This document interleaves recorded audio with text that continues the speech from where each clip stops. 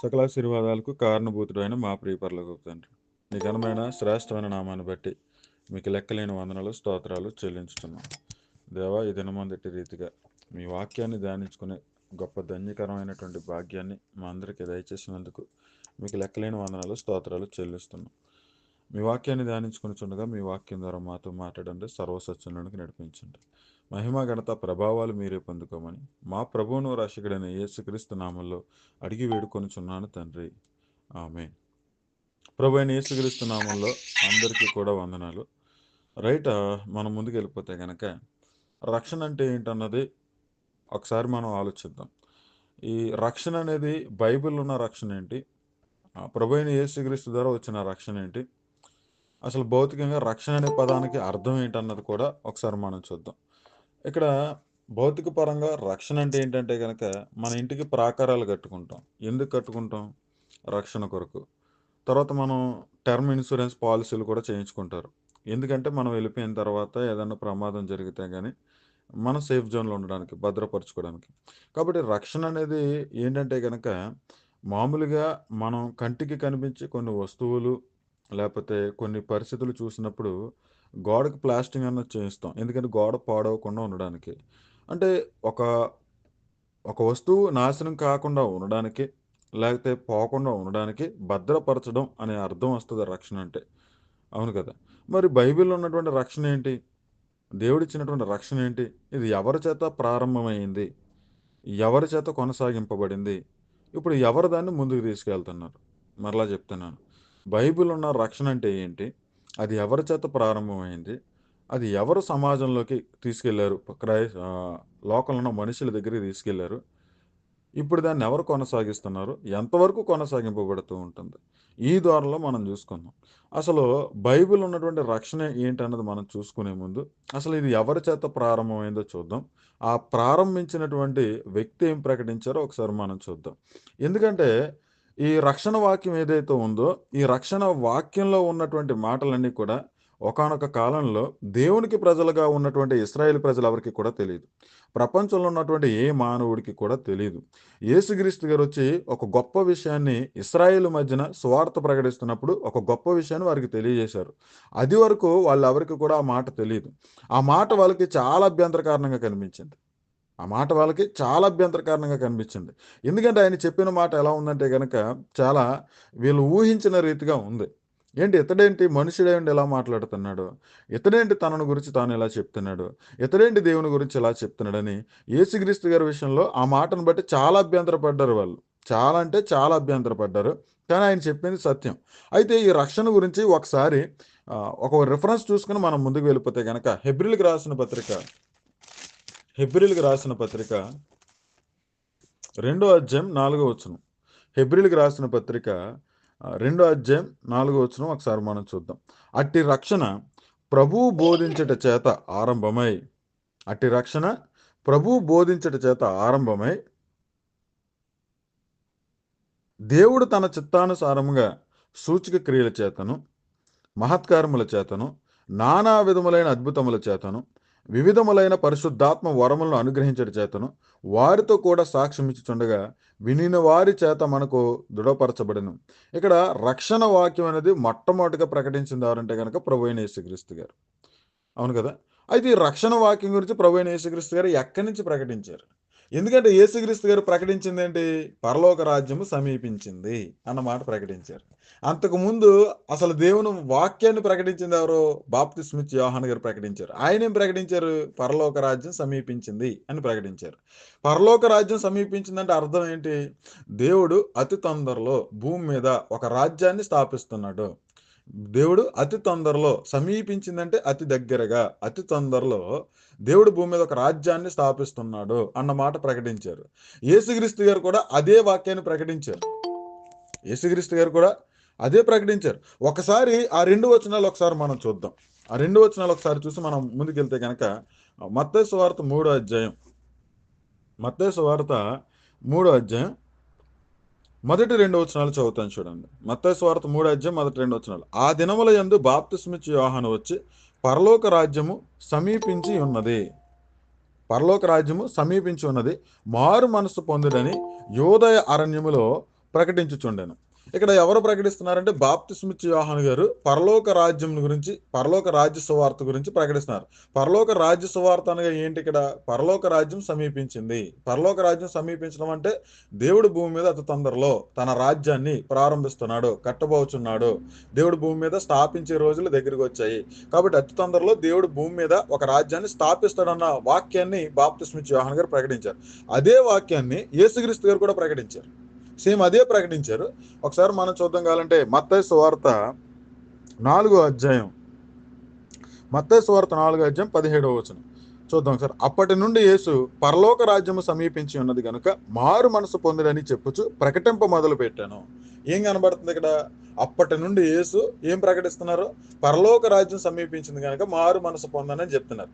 యేసుక్రీస్తు గారు మొట్టమొదటిగా ఇశ్రాయేలు ప్రజలకు ప్రకటించింది ఏంటంటే పరలోక రాజ్యం సమీపించింది అని ప్రకటించారు. నా మాటలు శ్రద్ధగా వినండి. రక్షణ గురించి చెప్తున్నాను, నేను రక్షణ టాపిక్కే మాట్లాడుతున్నాను. కాకపోతే యేసుక్రీస్తు గారు మొట్టమొదటిగా ఏం ప్రకటించారన్న చెప్తున్నాను. అయితే పరలోక రాజ్యం సమీపించిందంటే అర్థం ఏంటో కూడా చెప్పాను మీకు. దేవుడు అతి తొందరలో భూమి మీద ఒక రాజ్యాన్ని స్థాపిస్తున్నాడు అన్నమాట దానియేలు గ్రంథంలో చెప్పబడినటువంటి ప్రవచనం ప్రకారంగా వీళ్ళు ప్రకటించారు. బాప్తిస్మిచ్చి యోహాను గారు కూడా అది ప్రకటించారు. అయితే యేసుక్రీస్తు గారు కేవలం ఇది మాత్రమే ప్రకటించలేదు, రక్షణ వాక్యాన్ని కూడా ప్రకటించారు. అయితే దేని నుంచి రక్షణ ఇది? దాన్ని ఎలా ప్రకటించాడు? యేసుక్రీస్తు గారు ఆరంభంలో పరలోక రాజ్యం సమీపించిందని ప్రకటించారు.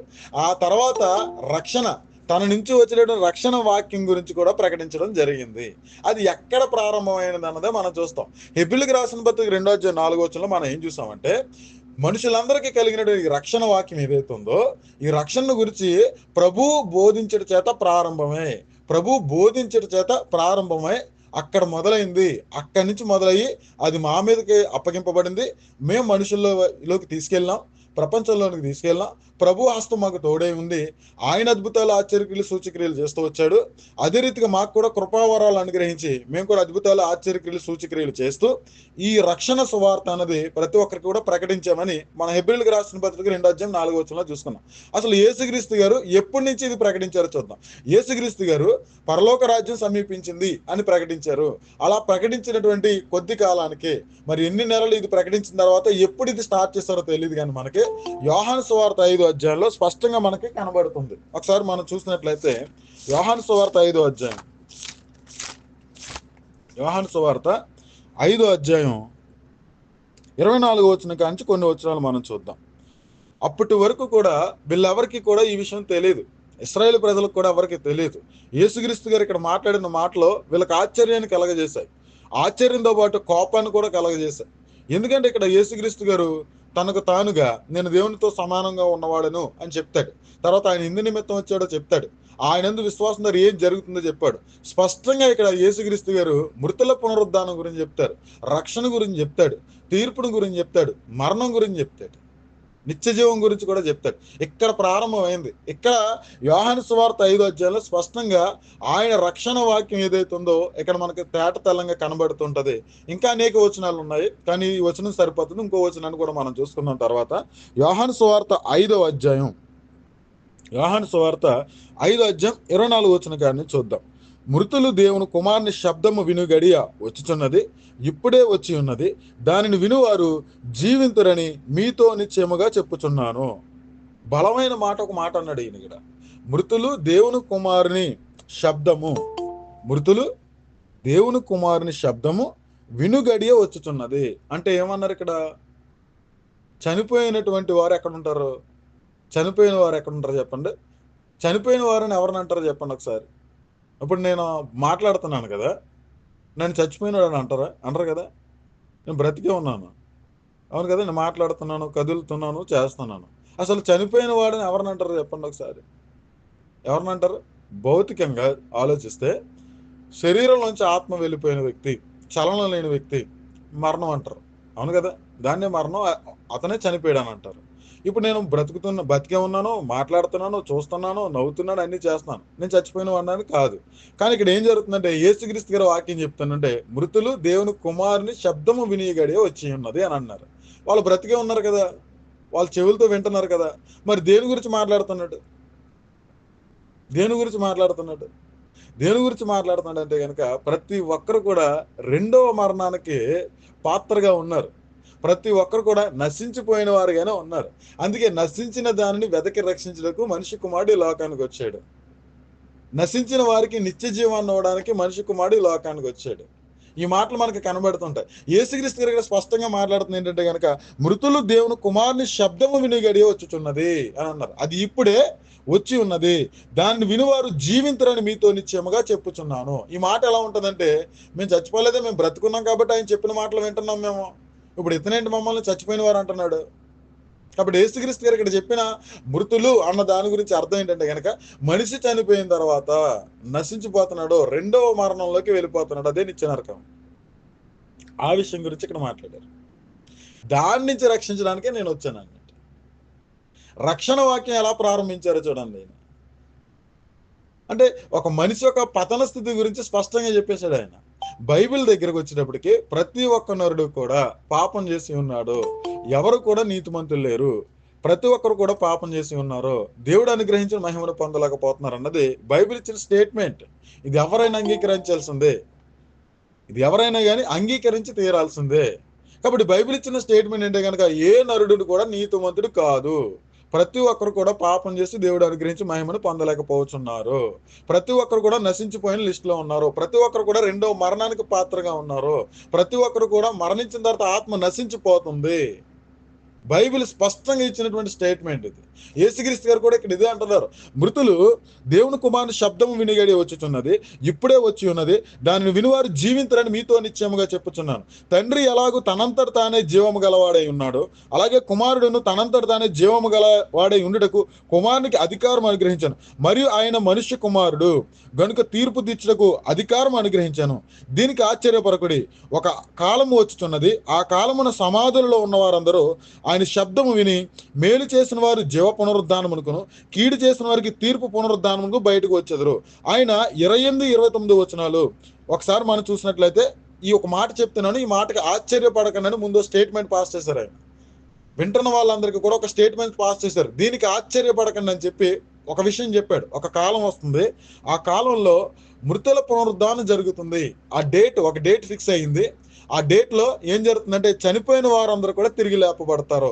తిరిగి లేపబడిన వారు ఎక్కడికి వెళ్తారు? జీవ పునరుద్ధానము, మృతుల పునరుద్ధానం. అంటే ఇక్కడ మరణం అంటే ఏంటంటే, యేసుక్రీస్తు గారు చెప్పింది భౌతికమైనటువంటి దేహంలోంచి ఆత్మ వెళ్ళిపోవడం అని చెప్పడంలా, నువ్వు మరణించిన తర్వాత నీ ఆత్మ నిత్య నరకాగ్నిలోకి వెళ్ళిపోతుంది, అదే రెండవ మరణం అని చెప్పాడు. మన హెబ్రీయులకు రాసిన పత్రికలో ఏం చెప్పుకున్నాం? రక్షణ వాక్యం అనేది ఎవరు ప్రారంభించారు? యేసుక్రీస్తు గారి ద్వారా ప్రారంభించడం జరిగింది. ఆయన ఎలా ప్రకటించాడు అన్నది ఇక్కడ యోహాను సువార్త 5వ అధ్యాయంలో స్పష్టంగా కనబడుతుంది. లోకమంతా కూడా నశించిపోయింది, లోకంలో ఉన్న వారందరూ కూడా మృతులుగా ఉన్నారు. వాస్తవానికి లోకమందరూ కూడా మృతులుగా ఉన్నారంటే వాళ్ళు మరణించిన తర్వాత రెండవ మరణంలోకి వెళ్తున్నారు. కాబట్టి ఆ రెండవ మరణం నుంచి తప్పించడానికి నేను వచ్చాను. ఇప్పుడు రక్షణ అంటే ఏంటో అర్థమైందా? రక్షణ అంటే ఏంటి? మనిషి చనిపోయిన తర్వాత ప్రమాదకరమైన స్థితిలోకి వెళ్ళిపోయాడు. ఆ ప్రమాదం ఏంటంటే కనుక రెండవ మరణం. ఆ మరణం నుండి తీసుకురావడానికి నేను వచ్చాను. ఒకసారి మనం యోహాను సువార్త 3వ అధ్యాయం ఒకసారి ఇక్కడ చూద్దాం. ఒకసారి యోహాను సువార్త 3వ అధ్యాయం 16వ వచనాన్ని ఒకసారి చూద్దాం. యేసుక్రీస్తు గారే స్పష్టంగా ఇక్కడ మాట్లాడుతున్నారు. ఒకసారి మనం చూద్దాం. దేవుడు లోకమును ఎంతో ప్రేమించాను, కాగా ఆయన తన అద్వితీయ కుమారునిగా పుట్టిన వాడిని విశ్వాసించు ప్రతివాడు నశింపక నిత్య జీవం పొందినట్లు ఆయన అనుగ్రహించాను. లోకము తన కుమారుని ద్వారా రక్షణ పొందుటకే గాని లోకమునకు తీర్పు తీర్చుటకు దేవుడు ఆయనను లోకములోనికి పంపలేదు. చూడండి, స్పష్టంగా ఇక్కడ యేసుక్రీస్తు గారే తన స్వరంతో మాట్లాడింది ఏంటంటే గనక, దేవుడు లోకాన్ని ఎంతగానో ప్రేమించాడు. ఎంతగా ప్రేమించాడు అంటే గనక, లోకమంతా కూడా నశించిపోతుంది, లోకమంతా కూడా రెండవ మరణానికి పాత్రగా ఉంది, రెండవ మరణంలోకి వెళ్తున్నారు. దాని నుంచి రక్షించడానికి నేను వచ్చాను, దాని నుంచి విడుదల చేయడానికి నేను వచ్చాను. అసలు ఈ రెండవ మరణం అన్న దాని గురించి మనకి స్పష్టంగా లేఖనాలు ఎక్కడ కనబడతాయంటే కనుక మనకి ప్రకటన గ్రంథంలో మనకి కనబడతాయి. ఒకసారి అక్కడికి వెళ్దాం. ప్రకటన గ్రంథం 20వ అధ్యాయం, ప్రకటన గ్రంథం 20వ అధ్యాయం 4వ వచనాన్ని ఒకసారి మనం చూద్దాం.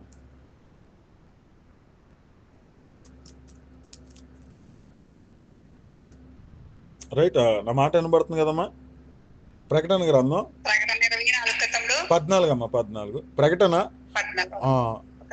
20 అధ్యాయం 14 వచనాన్ని ఒకసారి మనం చూసినట్లయితే కనుక, మరణమును మృతుల లోకమును అగ్నిగుండములో పడవేయబడెను.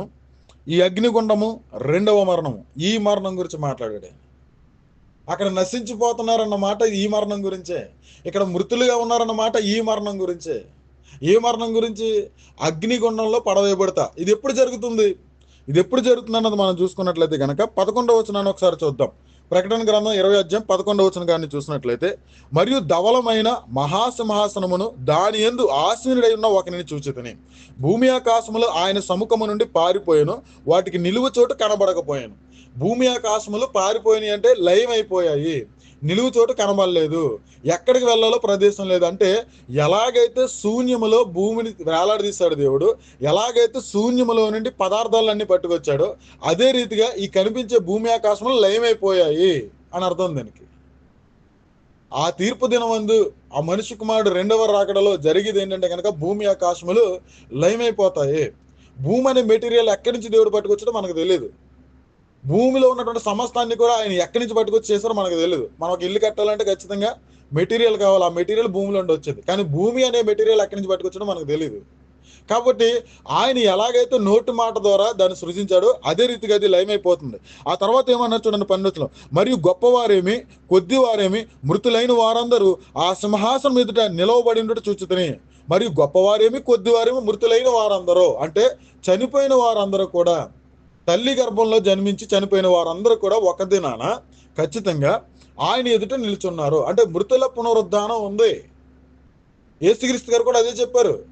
నా యందు విశ్వాసం ఉంచిన వాడు మరణములో నుండి జీవంలోకి దాటి ఉన్నాడు, నా యందు విశ్వాసం ఉంచిన వాడు నిత్య జీవం కలిగిన వాడు, వాడు ఎల్లప్పుడూ కూడా జీవిస్తాడు. ఇవే కదా మనకు కనబడ్డాయి అక్కడ యోహాను సువార్తలో. అదే కదా ఆయన చెప్పాడు. ఆయన అక్కడ మాట్లాడింది రెండవ మరణం. ఆ రెండవ మరణం ఎప్పుడు సంప్రాప్తం అవుతుంది? మనిషి ఆల్రెడీ నశించిపోయి ఉన్నాడు. మరణం తర్వాత ఆత్మ ఎక్కడికి వెళ్ళిపోతుంది?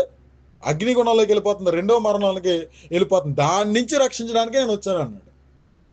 అపోస్తులు ప్రకటించింది కూడా అదే. అపోస్తులు ప్రకటించింది కూడా అదే. దాని గురించి ఇంకా మనం ముందుకెళ్తే కనుక ఒకసారి మనం చూద్దాం. కిందకు వచ్చేటికి మనకు కొన్ని మాటలు కనబడుతూ ఉంటాయి.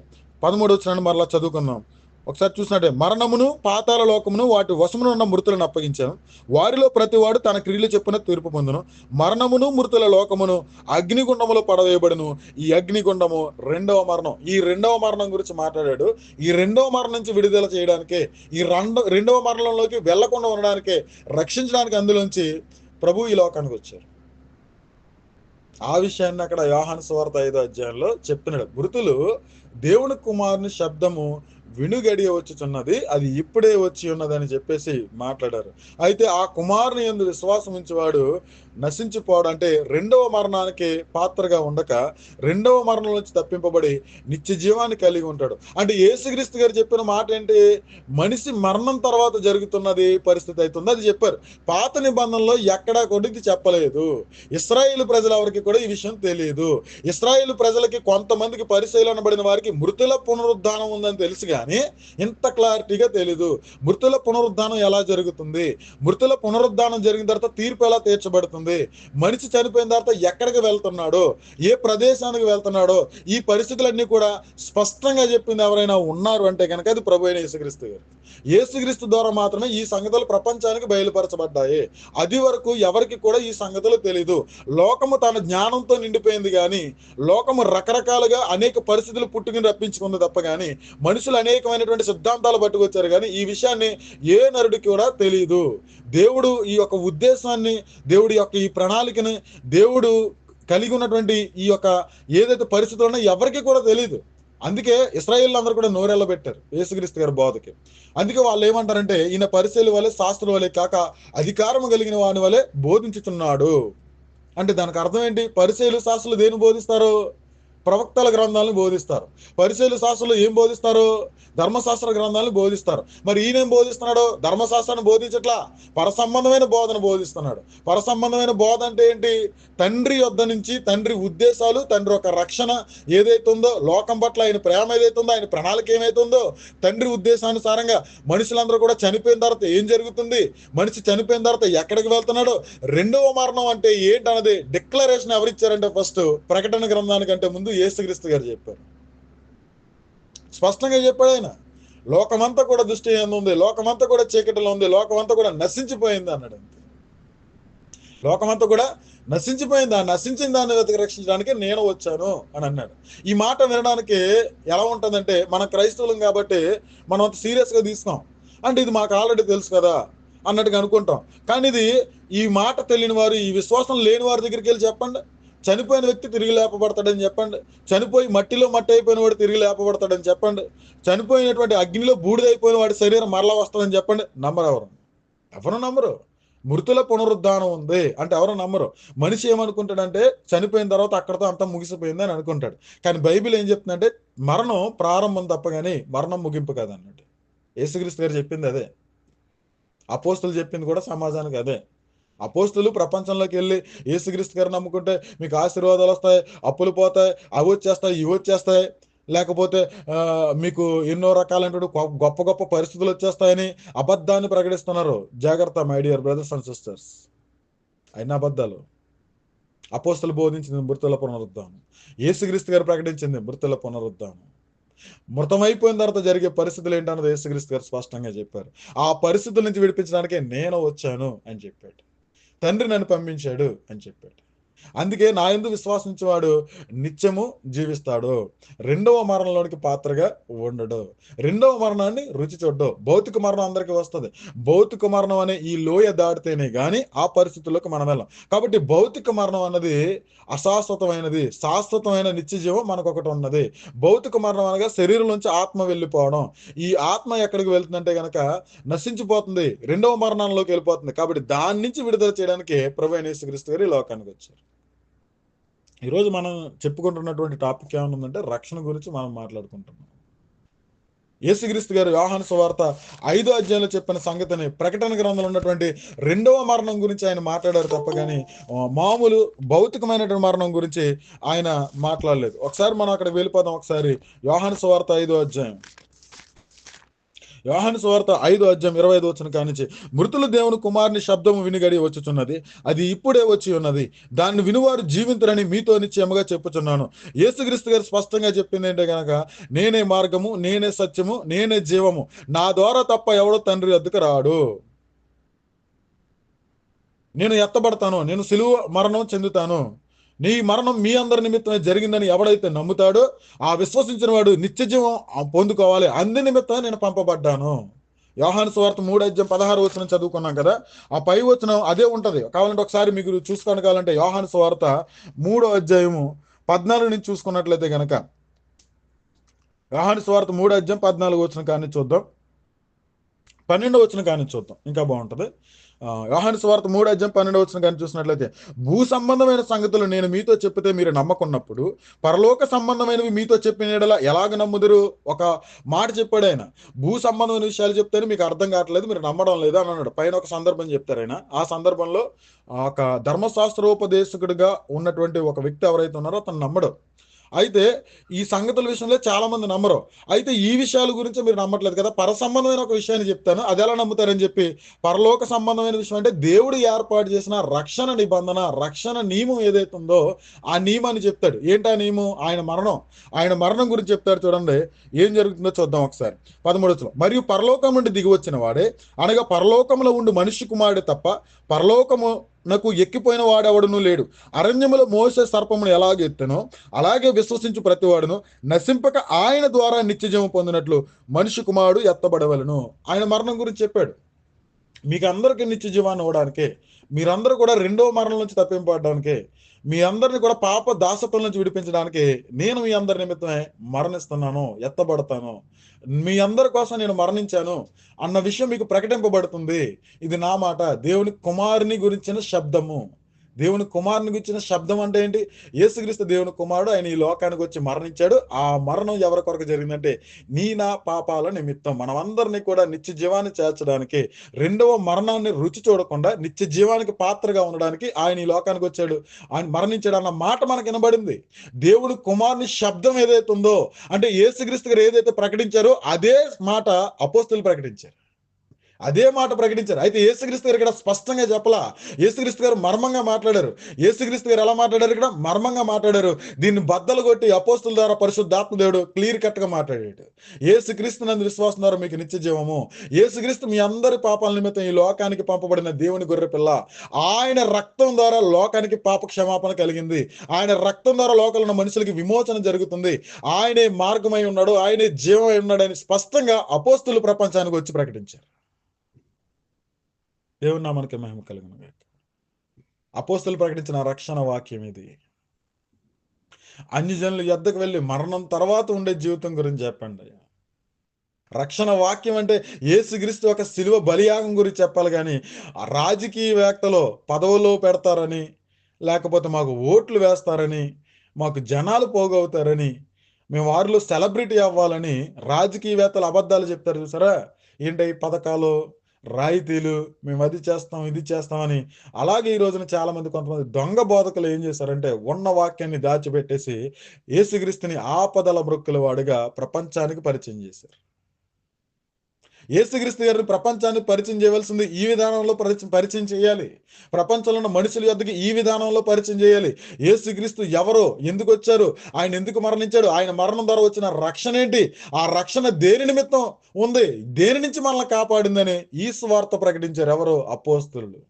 అపోస్తులు బీదవారి దగ్గరికి వెళ్ళి ఐశ్వర్యవంతులుగా దేవుడు చేస్తాడని చెప్పలా. అపోస్తులు కష్టాల్లో ఇబ్బందులు ఉన్న వారి దగ్గరికి వెళ్ళి దేవుడు మీకు కన్నీరు దురుస్తాడని చెప్పలా. వాళ్ళు చెప్పింది ఏంటంటే గనక యేసుక్రీస్తు అనే ఆయన దేవుడు ఏర్పరచుకున్నటువంటి ఒక గొర్రెపిల్ల, దేవుడు ఏర్పరచుకున్నటువంటి ఒక సాధనం. ఆయన మనందరి నిమిత్తం మరణించాడు, తిరిగి లేచాడు. అయితే మృతుల పునరుద్ధానం ఉంది. మృతుల పునరుద్ధానంలో మన నిత్య జీవాన్ని చేర్చుకోవాలంటే మనకు పరిశుద్ధత కావాలి, పవిత్రత కావాలి. ఇది లేదు కాబట్టి మనం మరణించిన తర్వాత నిత్య నరకాగ్నిలోకి వెళ్ళిపోతున్నాం. కాబట్టి అందరూ అంతటను మారు మనసు పొంది రక్షణ పొందాలి. క్రీస్తునందు విశ్వాసం ద్వారా అది మనకి కలుగుతుంది. కాబట్టి క్రీస్తునందు విశ్వాసం ద్వారా మనం మరణించిన తర్వాత ఎత్తబడి నిత్య జీవంలో ఉంటున్నామని ఇది ప్రకటించారు అపోస్తులు. ప్రతి పట్టణంలోకి వెళ్ళి ప్రకటించింది ఇదే వీళ్ళు. పథకాలు పట్టుకెళ్ళా, రాయితీలు పట్టుకెళ్ళా, దీవెనలు పట్టుకెళ్ళా, ఆశీర్వాదాలు పట్టుకెళ్ళా. అందుకే ఆ సంఘాలు ఎలా ఉన్నాయంటే మరణానికి ఎదురెళ్ళారు వాళ్ళు. మరణానికి ఎదురు వెళ్ళారు. సాతాను గడు పట్టుకొచ్చాడు, ఖడ్గాన్ని పట్టుకొచ్చి పెట్టాడు. మొదటి 4 శతాబ్దాలు ఉన్నటువంటి సంఘం ఎదుట, విశ్వాసులు ఎదుట సాతాను గడు ఖడ్గం పట్టుకొచ్చి పెట్టాడు. ఇప్పుడు 2 అబ్బాయిలు ఎవరు క్రైస్తవులు అన్నాడు. నేను తర్వాత నేనని తలలో ఇచ్చేసారు వాళ్ళు.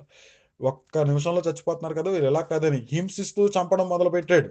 రోమా ప్రభుత్వాలున్న అధికారులను వాడుకున్నాడు, చక్రవర్తులు వాడుకున్నాడు, ఆ ఘట్ట సర్పం వాడుకుని ఇప్పుడు 2 అబ్బాయిలు ఎవరు క్రిస్టియన్స్ అని ప్రశ్న వేసాడు. అప్పుడు ఏం చేశాడు? మేము ప్రభు నిమిత్తం హింసింపబడుతూ మరణించిన కూడా మాకు సంతోషం అనేసి వెళ్ళిపోయారు, రంపాలతో కోయబడ్డారు. ఇలా కాదు, అగ్నిలో కాల్చేద్దామని తారుపోసి అంటించే చట్టాలను పట్టుకొచ్చాడు సాతాను. ఎవరి ద్వారా? రోమా ప్రభుత్వ రాజుల ద్వారా. అయితే అగ్నిలో కాల్చి ఒక డెమో చూపించాడు, ఒక క్రైస్తవుని తీసుకొచ్చి తలనారికి ఏం చేశాడు. ఇప్పుడు 2 అబ్బాయిలు నెక్స్ట్ ఎవరు క్రైస్తవులు అంటే గనక నేను ముందున్నానని వెళ్ళారు వాళ్ళు. ఇలా కాదు, కానీ అసలు హింస అంటే వీళ్ళకి ఏంటో తెలియాలని చెప్పి అదే రోమా ప్రభుత్వ చక్రవర్తులు వాడుకుని, ఎవరో ఘటసర్పం సాతాను వాడుకుని ఆకలి దప్పులతో చంపే ప్రాసెస్ను పట్టుకొచ్చాడు. ఇది హిస్టరీ. మొదటి 4 శతాబ్దాల్లో క్రైస్తవ సమాజానికి జరిగిన హిస్టరీ. అపోస్తల బోధలో కట్టబడిన సంఘానికి జరిగినటువంటి గొప్ప హింసలు ఇవన్నీ కూడా సాతాను గడు ఒకటి పరిచయం చేసేటప్పుడు ఇలా కాదు, ఆకలి దప్పులతో చంపితే అప్పుడైనా కానీ వీళ్ళు విశ్వాసాన్ని కోల్పోతారు, ప్రభువుని విడిచిపెట్టేస్తారు, తమ ప్రాణాల నిమిత్తం ఈ హింస భరించలేక క్రైస్తవ్యాన్ని అంటే క్రీస్తులో ఉన్నటువంటి రక్షణ వస్త్రాన్ని పోగొట్టుకుంటారని ఆకలి దప్పులతో చంపేటటువంటి చెరసాలను పట్టుకొచ్చాడు. పద్మాస దీపంలో అలాగే ఉంటుంది పరిస్థితి. ఆకలితో చంపేయడం, 3 పూటలకి ఒక చిన్న గ్లాసు నీళ్లు, 4 పూటలకి చిన్న అన్నం, ఆకలితో అలమటించి మరణించే మరణాన్ని పట్టుకొచ్చాడు. క్రైస్తవులు ఎవరు కూడా భయపడలేదు. ఇదైనా మేము ఒప్పుకుంటాం అన్నట్టు. అవమానాలు పట్టుకొచ్చాడు, సమాజంలో వెలివేతను పట్టుకొచ్చాడు, సమాజంలో తిరుగుబాటును పట్టుకొచ్చాడు. అది వరకు ఉద్యోగాలు చేసుకునే వారికి ఉద్యోగాలు లేవన్నాడు. అది వరకు సమాజంలో వ్యాపారాలు చేసుకునే వారికి, ఓడరేవు పట్టణాల్లో వ్యాపారాలు ఉన్న వారికి వ్యాపారాలు చేసుకునే అధికారం లేదని చెప్పాడు. మనకి కనబడుతుంది కదండి ప్రకటన గ్రంథంలో. ఏం కనబడుతుంది ప్రకటన గ్రంథంలో? ఆ మృగం యొక్క ముద్ర వేయించుకున్న వాడే ఏం చేయడానికి? వ్యాపారాలు చేయడానికైనా, దేన్ని చేయడానికైనా అధికారం ఉంది. ఆ మృగం యొక్క ముద్ర లేని వాడికి ఆ అధికారం లేదన్నాడు. ఆ మృగం ఎవరు? ఆ మృగం ఎవరంటే రోమా ప్రభుత్వంలో ఉన్నటువంటి రాజులను వాడుకున్నాడు. అలాగే హింసించాడు. వాళ్ళు నిజంగా సత్యంలో కట్టబడ్డారు. ఇది నిజమని నమ్మారు, నిరీక్షణ కలిగి ఉన్నారు. ఏ నిరీక్షణ కలిగిన విశ్వాసం వాళ్ళది? యేసుక్రీస్తు గారు చెప్పింది నిజం. యేసుక్రీస్తు గారు చెప్పిన మాటను అపోస్తులు పట్టుకెళ్ళి ప్రపంచానికి చెప్పింది నిజమని నమ్మారు వాళ్ళు. ఏమని నమ్మారు? ఏంటా నిజం? ఇంతకనే నేను మరణించిన తర్వాత నిత్య నరకాగ్నికి వెళ్తున్నాను, నేను మరణించిన తర్వాత నేను పతనం అయిపోయిన స్థితిలో ఉన్నాను, నశించిపోయాను, నేను నన్ను రక్షించడానికి ఆయన ఈ లోకానికి వచ్చాడు, ఇది నేను నమ్ముతున్నాను. ఇప్పుడు కాబట్టి ప్రభు నిమిత్తం నాకు మరణం వచ్చినా, ఏ విధమైన మరణం వచ్చినా ఖచ్చితంగా నేను 2 ప్రదేశాలు ఉన్నాయని ప్రభు చెప్పారు. ప్రభు చెప్పిన మాట నిజం. అది చెప్పింది ఎవరంటే గనక తండ్రి అయినటువంటి దేవుడు, పరలోకమందు ఉన్నటువంటి సృష్టికర్త ఈ మాట తెలియజేశాడు. అపోస్తులు కూడా ఈ మాట తెలియజేశారు. కాబట్టి ఇది సత్యమని నమ్మారు. కాబట్టి వారు మరణానికి ముందుకెళ్ళారు. మరణించిన వెంటనే నెక్స్ట్ సెకండ్ మేము అబ్రహాము రమ్మున ఉంటాం, నెమ్మదికరమైన స్థలంలో ఉంటాం అన్న రీతిగా ప్రభు నిమిత్తం వాళ్ళు మరణించడానికి కూడా సిద్ధపడి ముందుకు వెళ్ళారు. దేవుని నామానికి మహిమ కలిగిన గాక. రక్షణ వాక్యం అనేది ఉన్నదన్నట్టుగా ప్రకటింపబడినప్పుడు, అది నమ్మినప్పుడు ఖచ్చితంగా మరణపు ములను ప్రభు ఎలాగైతే విరిచారో ఆ విశ్వాసం ద్వారా మనం కూడా ఆ ములుని విరిచేస్తాం. కానీ ఈరోజు ఏమైపోయింది? ఉన్నటువంటి రక్షణ వాక్యాన్ని ప్రకటించకుండా లేనిపోయిన పథకాలు, రాయితీలు, ఆశీర్వాదాలు, ఆపదల మృక్కుల వాడిగా ప్రపంచానికి యేసుక్రీస్తుని పరిచయం చేశారు. యేసుక్రీస్తు ఒక దేవుడని ప్రపంచానికి పరిచయం చేశారు. యేసుక్రీస్తు వద్దకు వచ్చి ప్రార్థన చేసుకుంటే అన్ని కార్యాలు జరుగుతాయని పరిచయం చేశారు. నిజమే అవన్నీ నీకు కూడా. ప్రభువే అందరిని ఆశీర్వదిస్తున్నాడు. ప్రభువే అందరి పట్ల కూడా ఉన్నాడు. ప్రభువుకి నిజంగా మొరపెట్టిన వరకు ఆయన సాయం చేస్తూ ఉన్నాడు. ఇది నిజమే, అబద్ధం అని ఎవరో చెప్పలా. కానీ యేసుక్రీస్తు గారు అన్న మాట ఏంటో తెలుసండి? నా యొద్దకు వచ్చి వెళ్ళిపోవడం వేరు, నన్ను వెంబడించడం వేరు. నా యొద్దకు వచ్చిన వాడిని నేను ఏమాత్రం కూడా త్రోసివేయను. నా యొద్దకి వచ్చిన వాడికి నేను కృపా కనికరమ కలిగిన దేవుడిని కాబట్టి నేను అన్నిటికీ కూడా సాయం చేస్తాను. తండ్రి కూడా ఆ విధంగానే అందరి పట్ల కృపా కనికరం కలిగి ఉండి అందరికీ అవసరమైన అవసరతలన్నీ కూడా ఇస్తున్నాడు.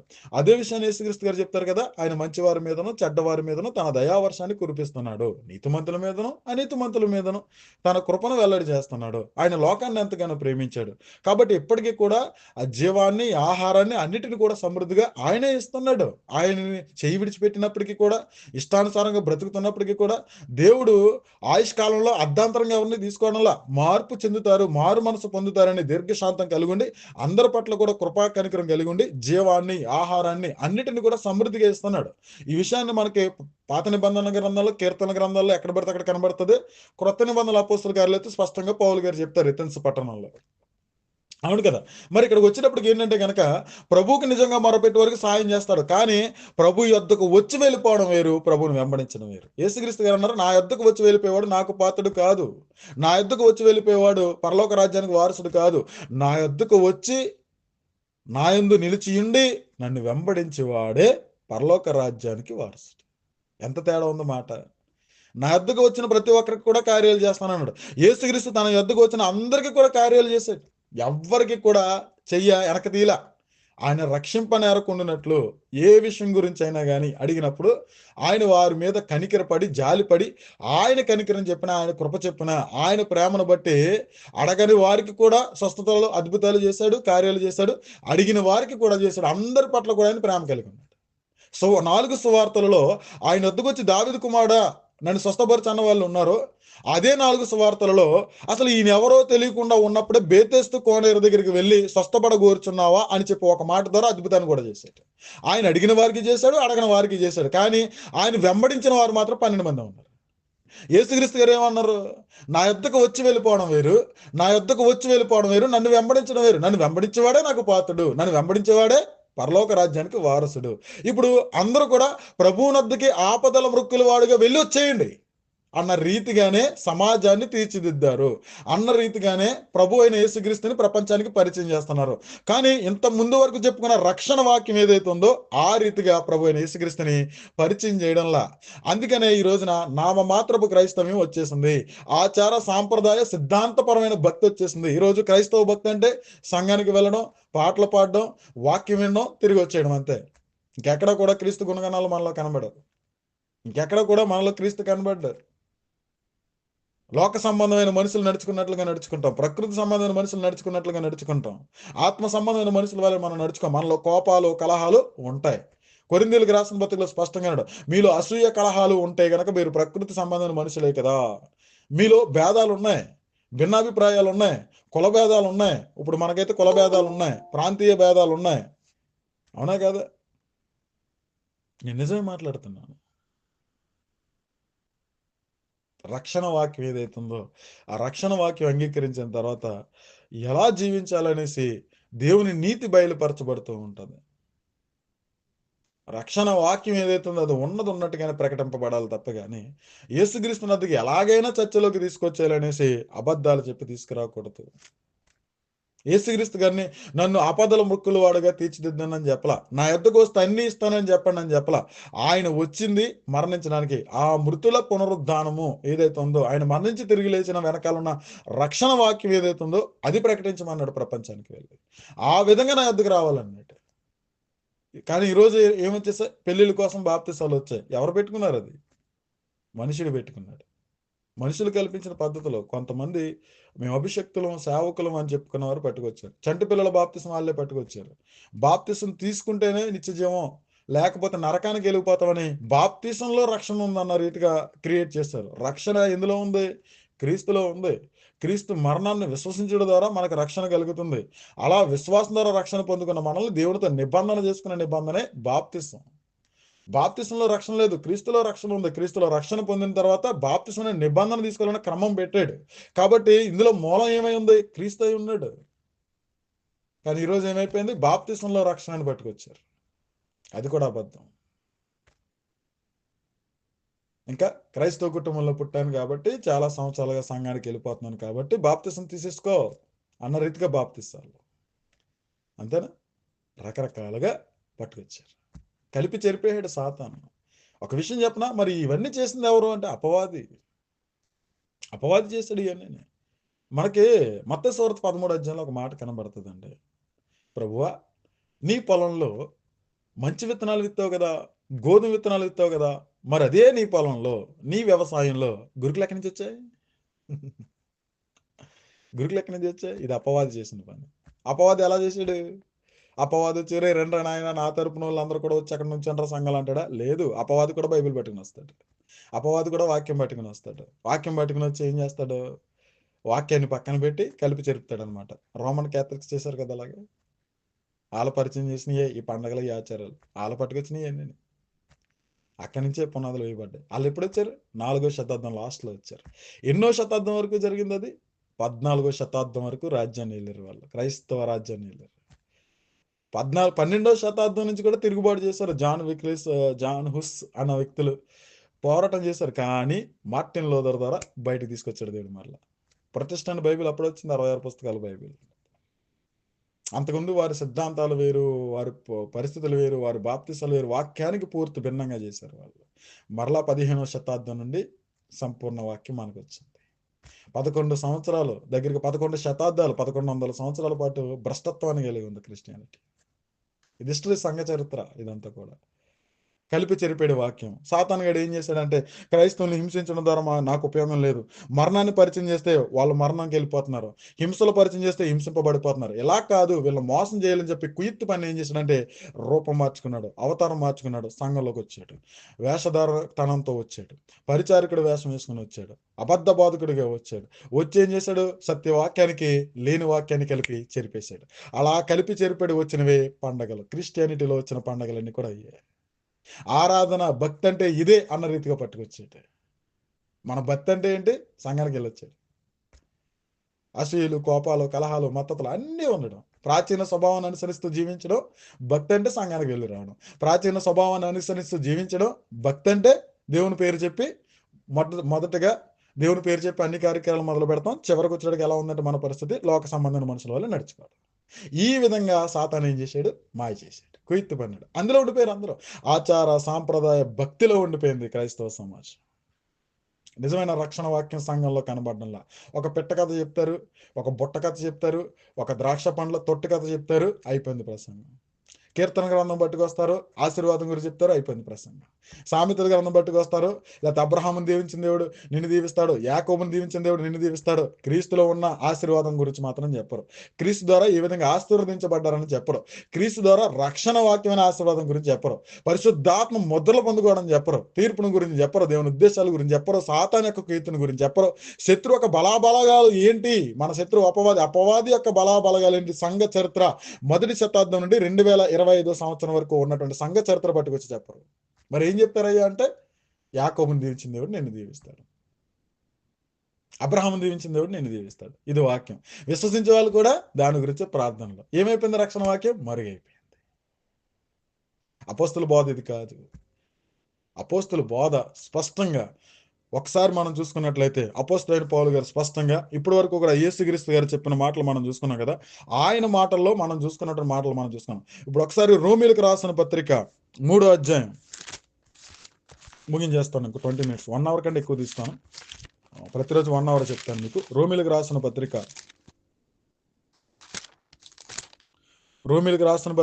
3వ అధ్యాయం 10వ వచనం కానీ చూద్దాం. అపోస్తలుడైన పౌలు స్పష్టంగా మాట్లాడుతున్నారు. ఇక్కడ చూడండి. రోమీలకు రాసిన పత్రిక 3వ అధ్యాయం 10వ వచనం, నీతిమంతుడు లేడు, ఒక్కడును లేడు. స్పష్టమైన డిక్లరేషన్. నీతిమంతుడు లేడు, ఒక్కడును లేడు. గ్రహించి వాడవడను లేడు, దేవుని వెతుకువాడవడను లేడు. దేవుడే మనల్ని వెతుక్కుంటూ వచ్చాడు. ప్రభువే మనల్ని వెతుక్కుంటూ వచ్చాడు. దేవుడు తన్ను బయలుపరచుకోవడానికి తన కుమారుని లోకానికి పంపించాడు. నెక్స్ట్ ఏం కనబడుతుంది చూడనా, అందరూ నువ్వు తోవ తప్పి ఏకముగా పనికి మాలిన వారైరి, మేలు చేయవాడు లేడు, ఒకడైనను లేడు. వారి గొంతుక తెరచిన సమాధి, తమ నాలుకతో మోసము చేయుదురు. వారి పెదవుల క్రింద సర్ప విషం ఉన్నది, వారి నోటి నిండా శపించడం పగ ఉన్నది. లోకంలో ఉన్న మనుషులందరి పరిస్థితి చెప్తున్నాడు ఇక్కడ పౌలు గారు. ఇశ్రాయేలు యూదులు మాత్రం గురించి చెప్పడంలా, మొత్తం లోకంలో ఉన్న వారందరి గురించి మాట్లాడుతున్నాడు. లోకంలో ఉన్న మనుషులందరూ కూడా ఎలా ఉన్నారంటే, ఒక్కడు కూడా నీతిమంతులు లేడు. ఈ విషయాన్ని గ్రహించేవాడు ఎవడు లేడు. ఈ విషయాన్ని గ్రహించేవాడు ఎవడ లేడు. తనకు తానే నీతిమంతుడు అనుకున్నాడు. యేసుక్రీస్తు గారు వచ్చి ప్రపంచానికి వెళ్ళి, మీరందరూ కూడా పాపం అనే దాసత్వంలో ఉన్నారు, దానికి వచ్చిన జీతం మరణం, అది 2వ మరణం, దాంట్లోంచి విడిపించడానికి నేను వచ్చానని ఆయన చెప్పేంత వరకు కూడా ఇశ్రాయేలు ప్రజలకు కూడా తెలియదు. ఎవరికి వారే నీతిమంతులు అనుకుంటున్నారు. మన ప్రభు నద్దకి వాక్యం దగ్గరికి రాక ముందు వరకు కూడా నీతిమంతులనే అనుకున్నాం మనం కూడా. కానీ యేసుక్రీస్తు గారు వచ్చి చెప్పింది, మీరు మృతులు అని అన్నాడంత, మీరు చీకటిలో ఉన్నవారు అని అన్నాడంత, మీరు నశించిపోయిన వారు అని అన్నాడంత. ఆ మృతులు, ఆ నశించిపోవడం, ఆ చీకటి, ఇవన్నీ కూడా పాపం ద్వారా వచ్చినటువంటివి. ఇవన్నీ కూడా ఒక మాట చెప్పాలంటే మీరందరూ కూడా పాపంలో ఉన్నారు, పాపం అనే దాసత్వంలో ఉన్నారు, మరణ భయంతో ఉన్నారు. మీరందరూ కూడా నశించిపోతున్నారు, నశించిపోయారు. దాన్ని రక్షించడానికే, ఆ స్థితిలో నుంచి బయటికి తీసుకురావడానికే, విడుదల చేయడానికి నేను వచ్చానని చెప్పాడు. ఆ విషయాన్ని పౌలు గారు అంత స్పష్టంగా ప్రవక్తల గ్రంథంలో రాయబడినటువంటి ఒక ప్రవచనం, ప్రవక్త గ్రంథంలో రాయబడిన ఒక ప్రవచనం, సర్వలోక మానవాళి ఎలా ఉందంటే గనక, నీతిమంతుడు లేడు, ఒకడం లేడు, గ్రహించి వాడవడం లేడు, దేవుని వెతుకువాడవడం లేడు. దేవుని వెతుకువాడు ఎవడన్నాడు చెప్పండి? మనమే వెతకం. క్రైస్తవులుగా ఉన్న వాళ్ళు ఈరోజు వాక్యం చదవరు, వాక్యాలు వినరు. చెప్పింది ఏదైనా కానీ ఒకసారి విందాం శ్రద్ధగా ఆలోచించేవాడు కూడా లేడు. మన భక్తి ఏంటంటే మన ఉరుకులు పరుగులు, మన పనులు మనవే, అంతే.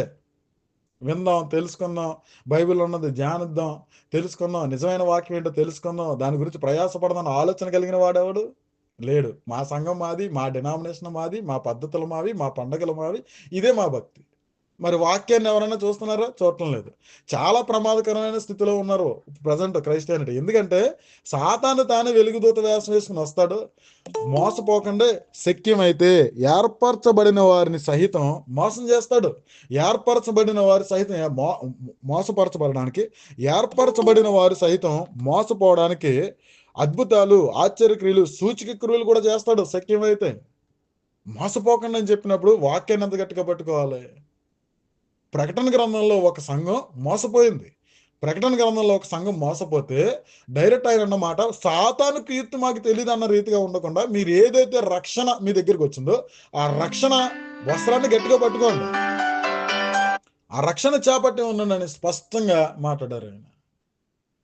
అపవాది యొక్క బలాబలగాలు, మన శత్రు యొక్క బలాబలగాలు మనకు తెలియకపోతే మనం ఖచ్చితంగా వాడి ఉచ్చులో పడిపోతాం. వాక్యం చాలా ఇంపార్టెంట్ మనకి. ఊరకనే వల్లదే 66 పుస్తకాల్లో మన శత్రువుని అపవాది యొక్క కీర్తి ఎలా ఉంటుంది అన్నది కూడా దేవుడు చెప్పాడు. మీకు ఏ రకంగా వస్తాడన్నది కూడా చెప్పాడు. కానీ ఈరోజు ఏమైపోయినాయి అంటే కనుక ఇలాంటివన్నీ పక్కన పెట్టేశారు. సత్యవాక్యాన్ని పక్కన పెట్టేశారు. ఉన్న వాక్యాన్ని పక్కన పెట్టేశారు. మనుషులకి మెప్పు కోరుకునే, మనుషులు కోరుకునే బలహీనతలకు తగినట్లుగా ప్రసంగాలు చెప్పడం మొదలుపెట్టారు. తీయటి మాటలు చెప్పడం మొదలుపెట్టారు. కల్పింపబడిన వాక్యాలు చెప్పడం మొదలుపెట్టారు. కల్పింపబడిన ఉపదేశాలు చెప్పడం మొదలుపెట్టారు. అందుకే ఎలా ఉన్నాయంటే మన భక్తి ఎలా ఉందంటే ఆచార సాంప్రదాయ భక్తి. సెంటిమెంట్ ఏంటా సెంటిమెంట్? భయాందోళనలు ఏంటా భయాందోళనలు?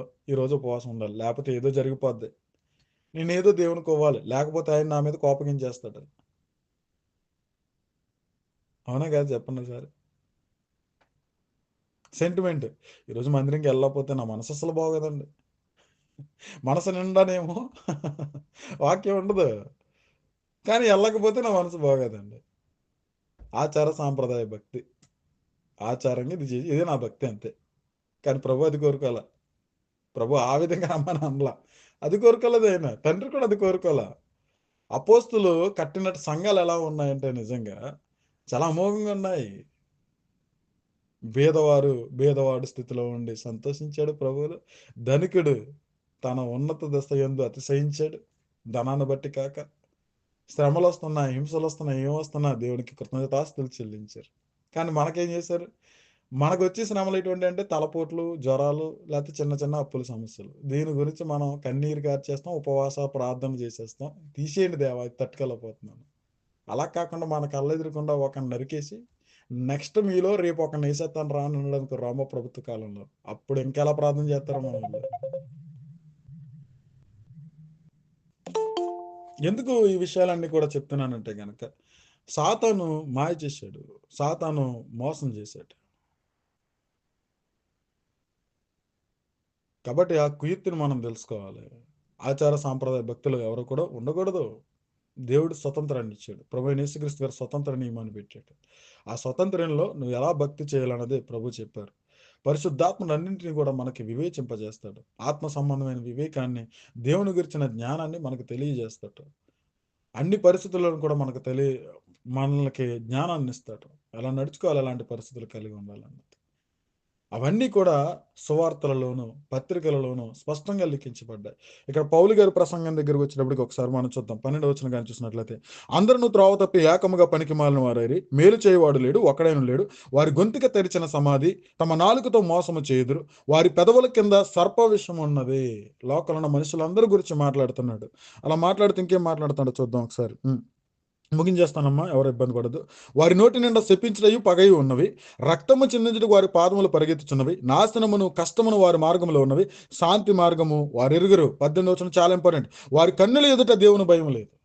వారి కన్నుల ఎదుట దేవుని భయము లేదు.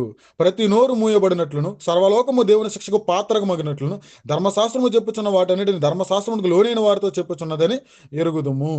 ఒకసారి మనం చూద్దాం. చూసినట్లయితే 21వ వచనంలోకి వెళ్దాం. ఇక్కడ ధర్మశాస్త్రం గురించి మళ్ళీ టాపిక్ చేంజ్ అవ్వకూడదని 21వ వచనం దగ్గరికి డైరెక్ట్గా 2 వచనాలు స్కిప్ చేస్తే, ఇట్లుండగా ధర్మశాస్త్రములకు వేరుగా దేవుని నీతి బయలుపడుచున్నది, దానికి ధర్మశాస్త్రమును ప్రవక్తలను సాక్ష్యం ఇస్తున్నారు.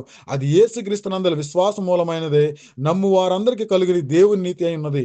ఏ భేదమును లేదు, అందరూ పాపము చేసి దేవుడు అనుగ్రహించు మహిమ పొందలేకపోవచ్చున్నారు. ఓవరాల్గా అంటున్నమాట. ప్రపంచంలో ఉన్న మనుషులందరి గురించి పౌలు ఇచ్చిన స్టేట్మెంట్. ప్రపంచంలో ఉన్న మనుషులందరి గురించి పరిశుద్ధాత్మ ద్వారా పలకబడినటువంటి మాట ఏంటది? అందరూ ఏ భేదము లేదు, యూదుడని లేదు, గ్రీస్ దేశస్తుడని లేదు, స్త్రీ అని లేదు, పురుషుడని లేదు, పలానా దేశానికి సంబంధించడం లేదు. ప్రపంచంలో ఉన్న మనుషులందరూ కూడా పాపంలో ఉన్నారు, దేవుడు అనుగ్రహించి మహిమను పొందలేకపోతున్నారు. కాబట్టి నమ్మువారు ఆయన కృపచేతనే క్రీస్తు యేసునందలి విమోచనము ద్వారా ఉచితముగా నీతిమంతులను తీర్చబడుచున్నారు. పూర్వము చేయబడిన పాపములను దేవుడు తన ఓరిమ వలన ఉపేక్షించినందున ఆయన తన నీతిని కనపరచునని యేసు రక్తము అందలి విశ్వాసము ద్వారా ఆయనను కరుణాధారముగా బయలుపరచను.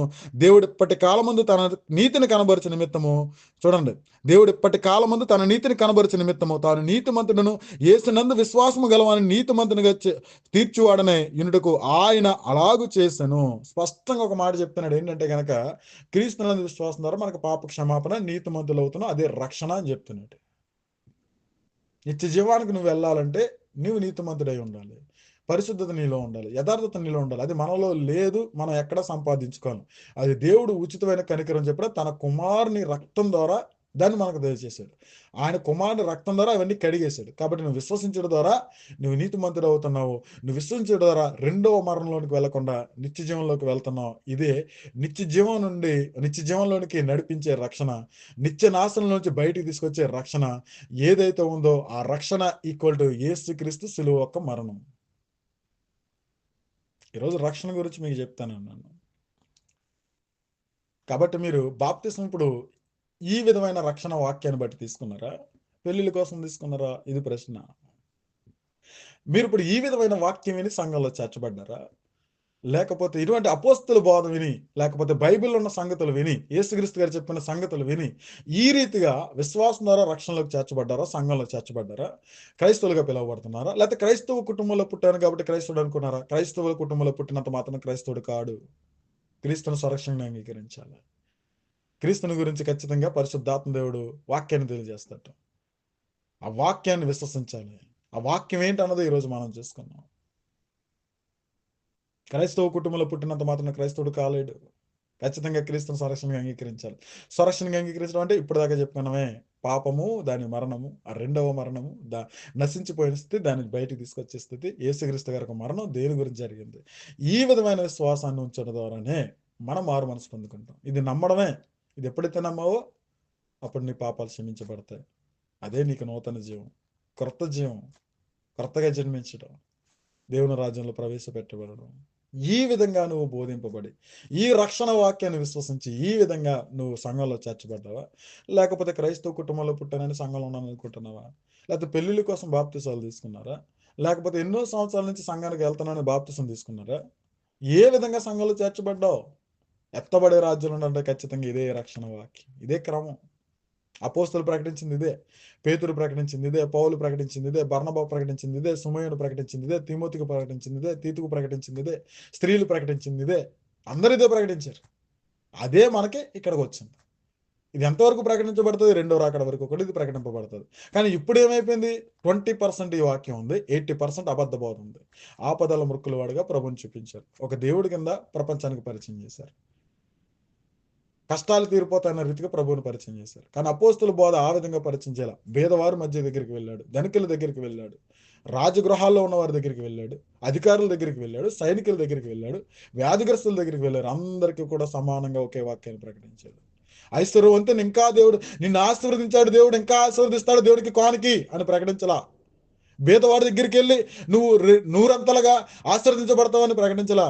రోగస్తుల దగ్గరికి వెళ్ళి వాళ్ళకి ఆదరణ కలిగే రీతిగా అబద్ధాలు కూడా చెప్పలా. పరిశుద్ధాత్మ దేవుడు నాకు దర్శనంలో కనిపించాడు, చెప్పాడు, ఎలా జరిగిపోద్ది అలా జరిగిపోద్ది అని డేట్స్ ఫిక్స్ చేయాల. మనుషులకు తగ్గట్టుగా నాలుకను వాడలేదు. వాళ్ళ భేదవారి దగ్గరికి వెళ్ళారు, లోకంలో తుణికింపబడిన వారి దగ్గరికి వెళ్ళారు, లోకంలో మనుషుల చేత నిరర్ధక తత్వజ్ఞానం కలిగినట్టు దేవతల దేవుళ్ళని పూజించే పూజారుల దగ్గరికి వెళ్ళారు, పట్టణ అధికారుల దగ్గరికి వెళ్ళారు, రాజగృహంలో ఉండే వారి దగ్గరికి వెళ్ళారు, సెలబ్రిటీల దగ్గరికి వెళ్ళారు, రాజుల దగ్గరికి వెళ్ళారు, స్త్రీల దగ్గరికి వెళ్ళారు, ప్రతి జనాంగం దగ్గరికి వెళ్ళారు. అందరికీ ఒకటే వార్త ప్రకటించారు. కానీ ఈరోజు మనకి ధనికుడికి ఒకలాగా ప్రకటిస్తారు, భేదవాడికి ఒకలాగా ప్రకటిస్తారు, జబ్బుల్లో ఉన్న వారికి ఒకలా ప్రకటిస్తాడు, అధికారులకు ఓ విధంగా ప్రకటిస్తారు. రకరకాలుగా సువార్త మారిపోయింది. మారిందా లేదా? అది సువార్త ఎలా అవుతుంది అప్పుడు? దాన్నే సాతాను మాయ చేసేట్టు కుయిత్తనంతా. అది మనం తెలుసుకోకపోతే ఎలాగా? యేసుక్రీస్తు గారు అన్నమాట, నా ఎద్దకు వచ్చి వెళ్ళిపోయేవాడు నాకు పాత్రుడు కాదు. నా ఎద్దకు వచ్చిన వారికి సాయం చేస్తా, కానీ నేను పలానా అని తెలుసుకుని పలానా విధంగా నన్ను చేర్చుకోకపోతే, పలానా రకంగానే నన్ను విశ్వసించకపోతే నాకు పాత్రలు కాదు అన్నాడు. కానీ నా ఎద్దకు వచ్చే వరకు సాయం చేస్తాను నేను. ఎందుకంటే నేను మీ అందరి తండ్రిని, మీరు ఒప్పుకున్నా ఒప్పుకోకపోయినా నేను అత్యంత కృపా కనికరమ కలిగిన దేవుణ్ణి. కాబట్టి మనుషులందరికీ కావాల్సినవన్నీ కూడా నేను ఇస్తున్నాను. ఆల్రెడీ వచ్చి అడిగిన వారికి కూడా ఇస్తాను. కానీ ఒకరైనా కానీ నన్ను గురించి తెలుసుకుని, నేను వచ్చినటువంటి స్థితిగతులు ఇవన్నీ తెలుసుకుని, నేను ఏ క్రమంలో అయితే వచ్చానో ఆ క్రమానుసారంగా నా యొద్దకు వచ్చేవాడే నాకు పాత్రుడు, పరలోక రాజ్యానికి వారసుడు. వాడు మాత్రం నిత్య జీవాన్ని స్వతంత్రించుకుంటాడు. అందుకే నా యొద్దకు వచ్చి వెళ్ళిపోవటం వేరు, నన్ను వెంబడించడం వేరు. నా యొద్దకు వచ్చి వెళ్ళిపోయేవాడు నాకు పాత్రుడు కాదు. నా యొద్దకు వచ్చి నన్ను వెంబడించేవాడు, నా యందు నిలిచి ఉన్నవాడే నాకు పాత్రుడు. ప్రియ దేవుని సంగమా, ప్రభువు స్పష్టంగా మనతో మాట్లాడుతున్నారు. కాబట్టి రక్షణ వాక్యం ఏదైతే మనం విన్నామో ఈ విధంగానే ఒకరికి తెలియజేయాలి. ఈ విధమైన విశ్వాసం ఉండాలి. యేసుక్రీస్తు గారు చెప్పింది, మనిషి మరణించిన తర్వాత రెండవ మరణంలోనికి వెళ్తున్నాడు అన్న మాట నమ్మి అది సత్యం కాబట్టి నమ్మాలి. ఆ విశ్వాసం ఉండాలి. మనకు ఆ విశ్వాసం ఉండదు. బ్రతుకు జీవుడా అంటే వెళ్తాం మనం ఎక్కడికి? యేసుక్రీస్తు వద్దకి. ఆయన బ్రతుకు జీవుడా అంటూ రండిరా బాబు అని చెప్పట్లేదు. ఆయన ఏ విధంగా రమ్మన్నాడు? మనిషి మరణం ముగింపు కాదు, ప్రారంభం. మనిషి మరణం తర్వాత ఈ ప్రదేశాలు, ఈ పరిస్థితులు ఉన్నాయి, దాన్ని చూడిపించడానికి నేను వచ్చానని చెప్తుంటే మనం ఆ విధంగా అప్రోచ్ అవ్వకుండా ఆయన దగ్గరికి బ్రతుకు జీవుడా అంటూ వెళ్తాం మనం. ఆయనేమో ఎలా చూస్తాడు? ఒరే నాయన, 6 రోజులు మీకోసంగా సృష్టి చేశాను, 7 రోజులు 5 రోజులు మీకోసంగా చేశాను, 6 రోజులు మిమ్మల్ని చేశాను కదా, మీకు కావాల్సినన్ని ఇస్తున్నాను కదా, మీరు నన్ను వెతకనప్పటికీ, మీకు నచ్చినట్టుగా ఉన్నప్పటికీ కూడా నేను ఇచ్చిన ఆజ్ఞ ప్రకారమే కదా భూమి మీకు కావాల్సినటువంటి ఆహారాన్ని ఇస్తుంది. ఇప్పుడు నేనే కదా మీకు ఆయుష్ నిర్ణయించాను 80 సంవత్సరాలు. నేనే కదా మీకు జీవాన్ని, ఆయుష్ని అన్నిటిని ఇస్తున్నాను. ఒకసారి కావాలంటే చూద్దాం. కీర్తన గ్రంథం 100వ అధ్యాయంలో దావీదు మహారాజు ఆ విషయాన్ని చెప్తారు. ఒకసారి కీర్తన గ్రంథం 100వ అధ్యాయం ఒకసారి మనం చూద్దాం. కీర్తనల గ్రంథం 100వ అధ్యాయం చూసినట్లయితే, సమస్త దేశములారా యెహోవాకు ఉత్సాహధ్వని చేయడి, సంతోషముతో యెహోవాను సేవించుడి, ఉత్సాహగానము చేయుచు ఆయన సన్నిధికి రండి, యెహోవాయే దేవుడని తెలుసుకొనుడి, ఆయనే మనల్ని పుట్టించెను, మనం ఆయన వారము, మనము ఆయన ప్రజలము, ఆయన మేపు గొర్రెలము. ఎవరితో అన్నాడు ఈ మాట? ప్రపంచంలో ఉన్న వారందరితో, సమస్త దేశములారా, మనుషులందరూ కూడా చెప్తున్నాడు. మనుషులందరినీ సృజించింది ఆయనే. ఆయన అన్నిటిని ఇచ్చాడు, ఆయన అన్నిటిని జరిగిస్తున్నాడు. ఋతువులను, మాసములను ఇస్తున్నది ఆయనే. ఉంటది కదా మనకి 66వ కీర్తనలు అనుకుంటుంది ఆ మాట ఉంటుంది. ఇక్కడ కూడా స్పష్టంగా చెప్తున్నాడు. ఏమని చెప్తున్నాడు చూడండి. మనము ఆయన ప్రజలము, ఆయన మేపు గొర్రెలము, కృతజ్ఞతార్పణలు చెల్లించుచు ఆయన గుమ్మములో ప్రవేశించడి, కీర్తనలు పాడుచు ఆయన ఆవరణములో ప్రవేశించడి, ఆయనను స్తుతించడి, ఆయన నామమును గణపరచుడి. యెహోవా దయాళుడు, ఆయన కృప నిత్యముండును, ఆయన సత్యము తరతరములుండును. ఇంకొక మాట మనం చూసుకున్నట్లయితే కనుక కీర్తనల గ్రంథం 117 ఒకసారి మనం చూద్దాం. అక్కడ ఇంకా చక్కగా ఉంటది.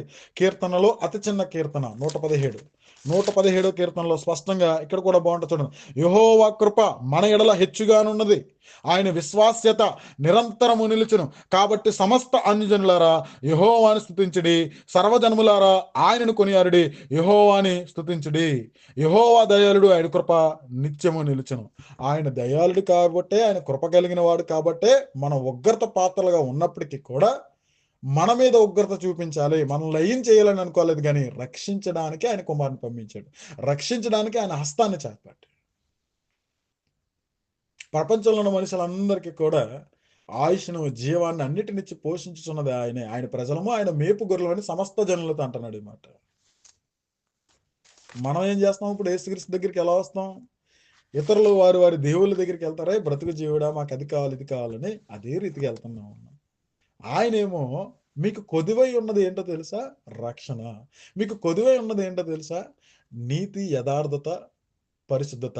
దాన్ని ఇవ్వడానికి నేను వచ్చాను. దేవుడు పంపించింది దాన్ని ఇవ్వడానికి మనుషులకి.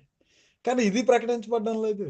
ఈ ఈ విధంగా రక్షణ పొందుకోవడం లేదు. ఈ విధంగా సంఘంలో చేర్చబడడం లేదు. ఏ విధంగా చేర్చబడుతున్నాం? ఆపదల ముక్కలు, ఆశీర్వాదాలు, నామమాత్రంగా భక్తి. అంతేనా? ఉన్న వాక్యం ఉన్నదన్నట్టుగా ప్రకటింపబడలేదు అనుకోండి, లోకానికే నష్టం. అపోస్తులు సిలువ వ్యర్థము కాకున్నట్లు మేము ఈ బాధ్యత కలిగి ఉన్నాం. నేను రుణస్తుని అంటాడు. మూడులకు, మూర్ఖులకు, గ్రీసు దేశస్తులకు, అన్యులకు నేను రుణస్తుని, వెళ్ళలేను, ఆ పని నా మీద మోపబడింది అంటాడు పౌలు. నిజంగా సత్యం తెలుసుకున్నవాడు సత్యాన్ని చెప్పడానికి ప్రయత్నం చేస్తాడు. వినగలిగే చెవులున్నా లేకపోయినా చెప్తాడు అంతే. ఎందుకంటే ఇది సత్యం, ఇది నమ్మాలి. నేను నమ్ముతున్నాను మృతుల పునరుద్ధానం ఉందని. నేను నమ్ముతున్నాను చచ్చిపోయిన తర్వాత అక్కడతోటి మనిషి ముగింపు కాదు, అప్పుడే ప్రారంభం. ఆ లోయ దాటిన తర్వాత ఉంటుంది అసలు కథ అని నేను నమ్ముతాను. ఎందుకంటే ప్రభు చెప్పింది అదే. ఎస్, నేను చనిపోయిన తర్వాత 2 ప్రదేశాలు ఉన్నాయి. ఒకటేంటి? వెయిటింగ్ లిస్టులు అంటారు దీన్ని. ఈ వెయిటింగ్ లిస్టులో 2 ప్రదేశాలు ఉన్నాయి. రిమైండర్లో 2 ప్రదేశాలు ఉన్నాయి. ఆయాదనకర స్థలం ఒకటేనే, అబ్రహామున రొమ్మున ఆనుకునే నెమ్మదికరమైన స్థలం ఒకటి. ఆ తర్వాత తీర్పు దిన రోజున ఇటు నిత్య నరకం, అటు నిత్య జీవం, నూతన రిషణం, నూతన భూమి, నూతన ఆకాశం, దేవుడి సింహాసనాసనుడై పరిపాలించడం, ఆయన రాజ్యంలో యుగయుగాలు జీవించడం. ఇది నేను నమ్ముతున్నాను. ప్రకటన గ్రంథంలో 21 అధ్యాయం అంతటి నేను నమ్ముతున్నాను. యేసుక్రీస్తు గారి బోధలు నేను నమ్ముతున్నాను. ఆయన సత్యం అని నమ్ముతున్నాను. ఆయన పంపించిన తండ్రి సత్యాన్ని నమ్ముతున్నాను. ఈ నిరీక్షణ కలిగిన విశ్వాసంతో ఈ లోకంలో నాకు ఏదున్నా ఏది లేకపోయినా, ఏది కలిగినా ఏది కలిగి లేకపోయినా కానీ విశ్వాసాన్ని మాత్రం గట్టిగా పట్టుకుంటాను. అంటే నేను నమ్మిన దాన్ని మాత్రం విడిచిపెట్టను. ఈ విధమైన విశ్వాసంలోకి సంఘాలు చేర్చబడాలి. కానీ మనం ఇప్పుడు ఏ విధంగా చేర్చబడ్డాయంటే ప్రస్తుతం ఉన్నటువంటి సంఘాలు ఆచార సాంప్రదాయ భక్తి పరంగా వెళ్తున్నారు. భక్తి అంటే సంఘానికి వెళ్ళడం, భక్తి అంటే పాటలు పాడడం, భక్తి అంటే ఏదో 4 మాటలు చెప్పాడు, భక్తి అంటే దేవుడి పేరు చెప్పుకొని రకరకాల వేషాలు వేసేయడం, భక్తి అంటే సేవకులను గౌరవించడం. అవన్నీ మంచివే, మంచి కదా అనట్లేదు. కానీ భక్తి అంటే ఇదే అన్న రీతిగా మారిపోయారు చూసారా, అది ప్రమాదం, అది భక్తి కాదు. దేవుని నామానికి మహిమ కలిగిన గాక. రేపటి దినాన్న ఈ రక్షణ గురించి కొన్ని విలువైన సంగతులు ఇంకా మనం లోతుల్లోకి వెళ్దాం, ప్రార్థన చేసుకుందాం. సకలాశీర్వాదాలకు కారణభూతులైన మా ప్రియ పరలోక తండ్రి, నీ ఘనమైన శ్రేష్ఠమైన నామాన్ని బట్టి వందల స్తోత్రాలు. ఇంతవరకు కూడా రక్షణ అనే వాక్యం గురించి, రక్షణ గురించి మీరు మాతో మాట్లాడిన విధానాన్ని బట్టి మీకు లెక్కలేని వందల స్తోత్రాలు చెల్లిస్తాను. విత్తబడిన వాక్యాన్ని సాతాను ఎత్తుకెళ్ళిపోతున్న హృదయంలో భద్రపరచండి.